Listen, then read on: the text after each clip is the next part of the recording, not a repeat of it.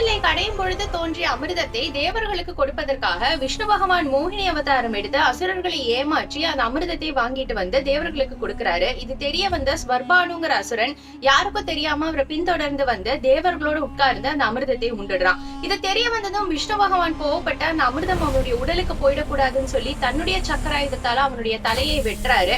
அவனுடைய தொண்டை குழியில இருந்த அமிர்தத்தோட ஒரு துளி ரத்தமும் சேர்ந்து பூமியில விழுகுது. அந்த இடத்துல வெங்காயமும் பூண்டும் உருவாகுது.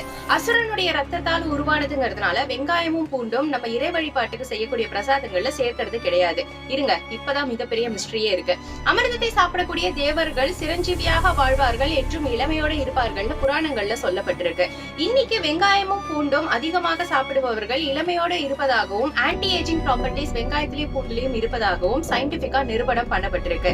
இது கோஇன்சிடென்ஸா இருக்குமா இல்ல புராணங்கள் நமக்கு எதையாவது தெரியப்படுத்துதா? உங்களுடைய தத்துவம் மறக்காம கமெண்ட் செக்ஷன்ல சொல்லுங்க.